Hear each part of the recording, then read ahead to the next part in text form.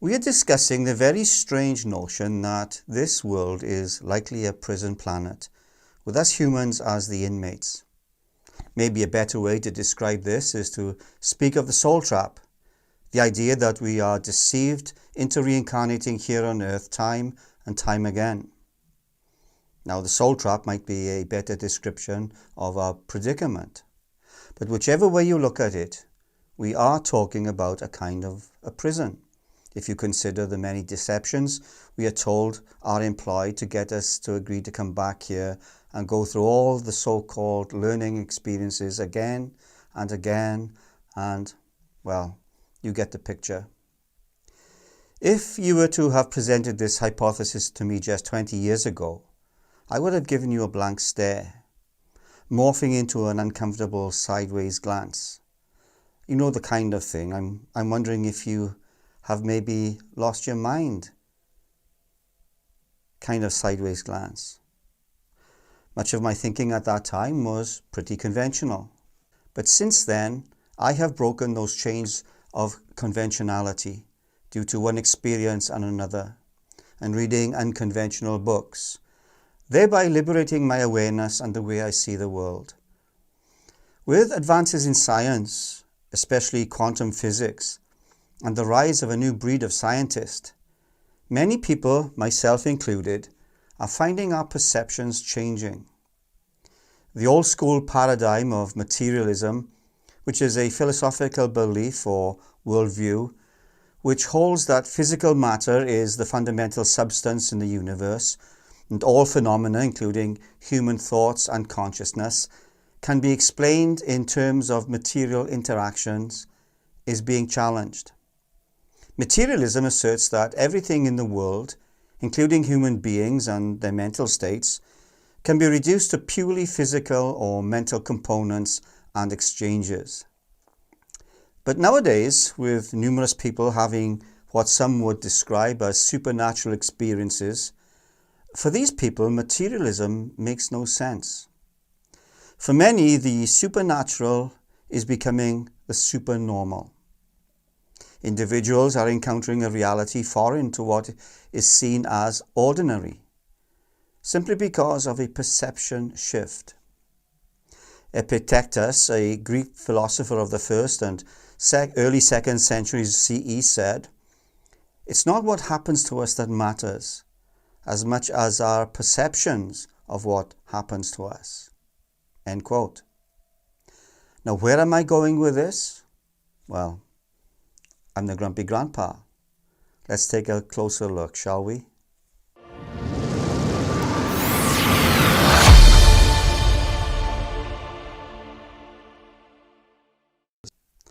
Welcome again, fellow Grumpies, to the Grumpy Grandpa channel, where we endeavour to shine a light into the darkness engulfing this insane world of ours, to expose the evildoers and their nefarious plans of domination and total control.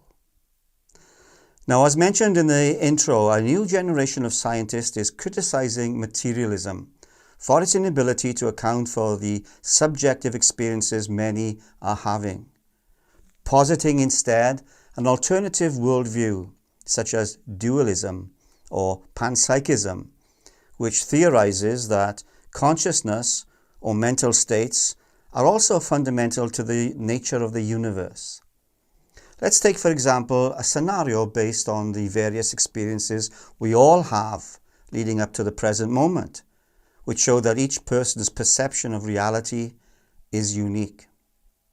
So, for illustration, let's say 4 people witness the same event, but they give significantly or even drastically different accounts of what happened. This is not unusual, but apparently is quite common. Now, this reminds me of a parable of the blind man and the elephant. Now, if you don't know what this is, the story goes like this. Several blind men were brought to an elephant, and each was asked to describe what an elephant is like, based on their tactile experience. The first blind man touches the elephant's leg and says, "An elephant is like a tree trunk, thick and rough." The second blind man touches the elephant's tusk and says, "No, An elephant is like a spear, sharp and dangerous. The third blind man felt the elephant's trunk and said, "You're both wrong. The elephant is like a snake, long and flexible." The fourth man touched the elephant's ear and said, "No, an elephant is like a fan, flat and wide." The fifth man touched the elephant's side and said, "You're all mistaken. An elephant is like a wall, tall and sturdy." The parable concludes that each man was partially right and partially wrong, as they had only experienced one aspect of the elephant, and therefore could not comprehend the whole animal. The moral of the story? It's that people should consider different perspectives and experiences to get a fuller understanding of reality. Our different views of existence are typically colored by the upbringing and education we've acquired over the course of our lives, not to mention cultural and ideological differences. A perceptual shift occurs when we view a circumstance through a different lens. This fresh perspective obviously alters how the situation is perceived, giving it a new interpretation or significance. The environment that one finds oneself in and one's perception of it both changes. This isn't because the world has changed. Rather, it's because of how we experienced it. Our perception of it has changed. This perception shift enables us to taste many aspects of ourselves, our surroundings, and other people. So why is this important? Why am I spending so much time on this concept? Well, it helps us understand that what we see and hear are not necessarily what is real, or even all that there is. I'm setting the stage for the idea that we are living in a simulation, much like the Matrix in the movie, or the movies of that name. Everything is vibration or frequency. We know this from mainstream science. Even light consists of wavelengths or vibration. This is important because the spectrum of light is far wider than we humans can detect. Visible light describes a very small band of that spectrum. Colors that are visible to humans are red, orange, yellow, green, blue, indigo, and violet, the colors of the rainbow. But this doesn't make up the totality of colors. There are a number of non-visible colors which include infrared, a type of electromagnetic radiation with wavelengths longer than visible light. Ultraviolet has wavelengths shorter than visible light. X-rays have very short wavelengths. And gamma rays, well, this is the highest energy form of electromagnetic radiation and have the shortest wavelength. Although these colors are not observable with the naked eye, they can be detected and measured with specialized equipment. Now, I'm making this point to illustrate how much more there is to reality than we can perceive with our senses, and therefore has the potential to color our perceptions, pun intended. Now, this is not rocket science. To quote Nikola Tesla, "If you want to find the secrets of the universe, think in terms of energy, frequency, and vibration." End quote. Now, I'm hoping this will be helpful when discussing our subject. In the last video, we spoke about the archonic system, this perceived reality which relies on suffering and pain to sustain itself, and how this suffering is a low frequency vibration. So if we can change our perception and thereby change our vibrational frequency, we can affect the simulation because we have changed ourselves on an energetic level. Now, I assume many of us are looking for ways to exit this prison, and this is one way we can deprive it of what it needs, at least to a certain extent. But in order to do that, we must see or perceive the prison. We have to understand it and recognize it. We have to know its strengths and weaknesses. We have to believe it's real or not real, depending on your understanding of the word real in the context of the simulation. And in this case, seeing is believing that the prison exists if we are to find the exit. Now, I know I'm entering an area where I'm not an expert. I'm like most of you. I'm searching and learning as I go. And because of the significance of the subject, I'm trying to get at the truth of what reality is. And this is no easy task. Therefore, I do not take this journey lightly. This is why I'm going to tell you now that you should do your own research and come to your own conclusions, and maybe share them with the rest of us. Every little bit helps. But I am learning as I go and as we progress together, and I hope you are too. So how do we change our frequency and therefore our perception?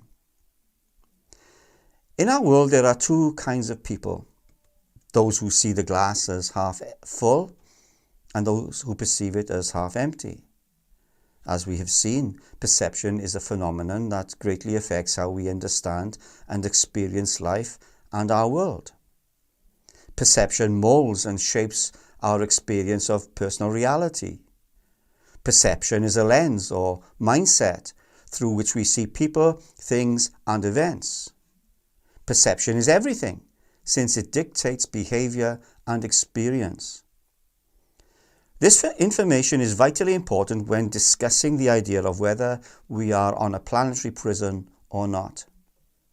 We very often see slogans like, "We are the change," and "We see, we feel, we change," or "We can't change the world unless we change ourselves," and so on.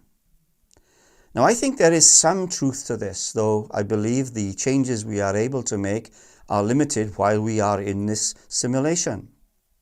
More on this when we discuss Tom Campbell's theory of everything. Now, part of the success the Archons, for the want of a better word, have in harvesting our energy is their ability to divide and conquer. We see this more and more as society becomes ever fragmented and fractured. Now, I've been around for a little while now, and I can't remember ever seeing a society so splintered and polarized as it is today. And we have to ask the question, what is responsible for this division? This is fundamental and an ongoing problem, which we will also be discussing in depth as we proceed in later videos. To me, the answer is obvious and very simple: television and social media. In particular, the mainstream media, corporate media, those who call themselves journalists and news outlets. It's truly astonishing to see how this system operates, and it's even more astonishing to see how people fall for the lies and deceptions they propagate, turning us on one another, adding to the misery and suffering we all feel, producing a great harvest for the system. We all get triggered because these entities are expert at what they do. The media distorts our perceptions, and they do it intentionally, maybe due to their particular ideology. And the end always justifies the means, whatever it takes. And believe me, corporate media is infested with this mindset. Because of the TV and mainstream media, society is on the brink of self-destruction. This is just my opinion, but I feel the evidence for it is overwhelming. This medium we call TV is responsible for the calamity we find ourselves in today. And as I have already stated, we have to include social media in this context.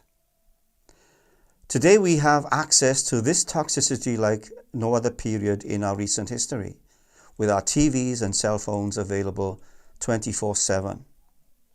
This is dangerously poisonous to the mind. You can't go anywhere today without seeing people zombified by their cell phones.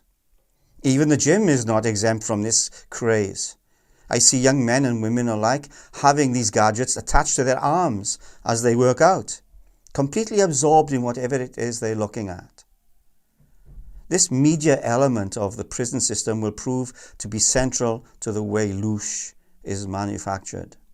Loosh, and I'll be using this word widely in the future. It's the term coined by out-of-body experiencer Robert Monroe, and we will be talking about him at a later date too.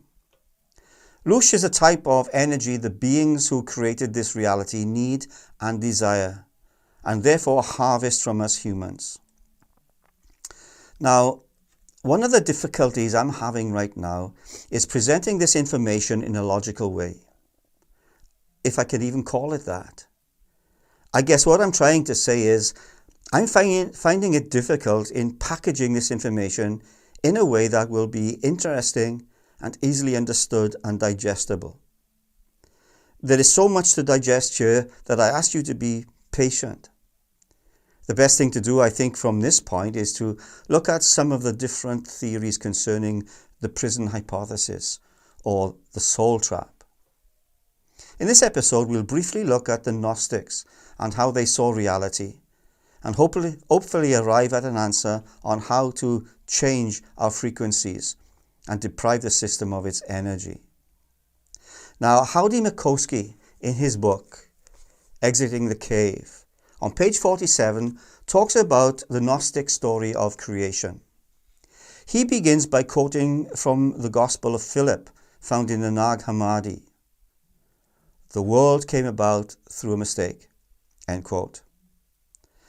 The Gnostic creation story is a dualistic narrative that emphasizes the separation of the spiritual realm from the material realm. Dualism is simply a philosophy that states that reality is composed of two distinct components, usually referred to as mind and matter, or body and soul. It implies that both components are essential to the understanding of reality, and neither can be reduced to one or the other. The Gnostics were dualists and taught that there was a good God comprising of a female half known as Barbelo, and she is said to be a divine aeon, and is frequently described as the first principle of the pleroma. The pleroma is a type of heaven or fullness. One of the spiritual beings called aeons was the goddess Sophia, who wanted to give birth to a being on her own, without the involvement of a partner, or the approval of the good God or Father. The result of this was the creation of a type of abortion called the demiurge. Now, abortion in this sense meaning something unwanted and discharged early. The demiurge is said to be the being who created the entire material realm, including various astral realms. In Gnosticism, the demiurge was generally viewed as an ignorant god who created the physical world in a flawed and imperfect imitation of the spiritual realm. According to Gnostic beliefs, the true God is a transcendent and unknowable deity who is separate from the material world. In order to maintain these domains, the demiurge created minions called archons, which can be translated as a governor or of a province. Now, this brings us to a very interesting part of the story in terms of the Old Testament account of God, or the Elohim and Yahweh. But more on that a little later. In order to create the material world, the demiurge made a mirror image of the pleroma. Howdy Mikowski makes a very interesting observation here in his book. He says that the creation referred to by the Gnostics was a simulation, or HAL, in Coptic. Now, you might remember that HAL stands for Heuristically Programmed Algorithmic Computer in the movie 2001, A Space Odyssey. An interesting coincidence, yes? Artificial intelligence. Boo! Now, it seems this creation by the demiurge has become a reverse of the reality it was copied from. Everything here in the simulation is a holographic representation of the real. Now, David Icke, a famous British author and so-called conspiracy theorist, has been talking about this long before the science community, for which he, of course, was much maligned. and still is in some quarters. The Gnostics claimed that the God of the Old Testament was not the Father Jesus spoke of in the New, but the demiurge. Now, as a quick aside, there is an excellent book on the market called The Naked Bible, which is an interview by Giorgio Cataneo. He interviews Mauro Bellino, who was an official biblical translator for the Vatican. Bellino's book presents the thesis that modern Christian theology and biblical interpretation are often clouded by a range of assumptions and preconceptions that obscure the original meaning of the biblical text. Bellino argues that in order to fully understand the Bible, one must strip away these layers of interpretation and return to the original historical, cultural, and linguistic context in which the texts were written. According to Bellino, the Bible was not written in a vacuum, but rather emerged from a specific cultural and historical context, and therefore must be interpreted in light of that context.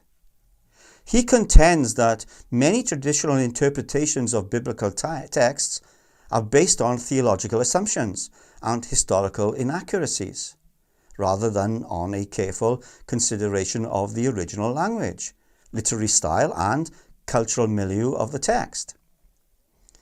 Bellino's central thesis is that by engaging with the original meaning of the text, readers can gain a deeper and more nuanced understanding of the Bible, its historical context, and its relevance for contemporary life. So, through a close analysis of selected biblical texts, he shows how this approach can shed new light on familiar stories and revolutionize how we view the biblical history. In actual fact, Bellino's translation of the text changes in an extraordinary way the meaning and therefore the story. This is going to be difficult to lay out and may be offensive to some religious people, but it will fall exactly in line with what we are discussing. Now let's start with the word God, which is translated from a number of Hebrew words, Elohim and Yahweh being just two of them. And I'll just stick to these two for brevity. Now Elohim is a plural form. No one really knows what this means, and according to Bellino, only enters the Bible with the translation into Latin by St. Jerome in the 4th century CE. Elohim should be pronounced the Elohim, since it is a plural form. It has also been translated as the powerful ones. So once you begin to view God in those terms, or the idea of God, the story changes dramatically. Bellino talks about how touchy the Elohim were, and in particular Yahweh, who was a member of the Elohim, with oversight of the Hebrew people. Here we have the idea of governor of a province, the same as the archons. Already the picture is changing. We see that Yahweh of the Old Testament wasn't the all-loving, all-powerful Father Jesus spoke of, completely in line with the Gnostic beliefs. Often you had to tiptoe around him, and if you offended him, well, you know, fire and brimstone.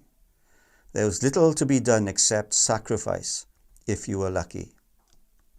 Yeah, try to reconcile that with the image of a loving deity.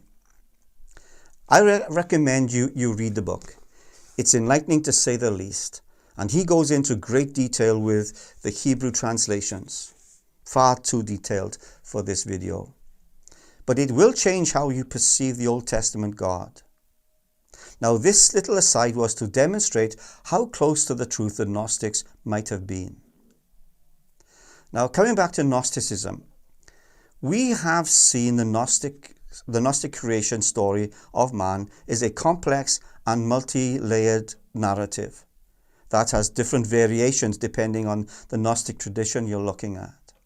As already discussed, in general, it tells of a story of a divine spark that was trapped within the material world and the human body.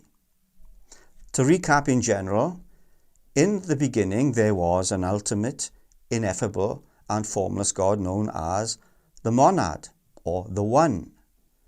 The monad emanated a series of aeons or divine beings, each with their own unique qualities and attributes. One of these aeons, Sophia, or wisdom, ventured too far from the divine realm and created a flawed and imperfect reality known as the material, or the demiurge. The demiurge, a lesser and imperfect god, created the physical world and humans as a reflection of himself. However, he was unaware of the spark or the spirit that resided within humans. This divine spark was a fragment of the true God and was trapped within the human body, leading to a state of ignorance and suffering. In some Gnostic traditions, and this is where it can become a little confusing, the first human, Adam, was created by the demiurge as a soulless being. Sophia, feeling compassion for Adam, breathed the divine spark into him, giving him a soul and connecting him to the divine. Despite the divine spark within humans, the material world and the demiurge's influence corrupt and deceive humans, leading them away from their true nature and connection to the divine. However, through knowledge or gnosis, we humans can awaken to our true spiritual character, escape the material world, and return to the divine realm. So depending on the tradition, the account can change slightly. But overall, the Gnostic creation story of man highlights the importance of the divine spark within us, the corruption of the material world, and the search for spiritual enlightenment and liberation. It doesn't take a rocket science to see that this world is in trouble, fueled by the corporate propagandists who call themselves journalists.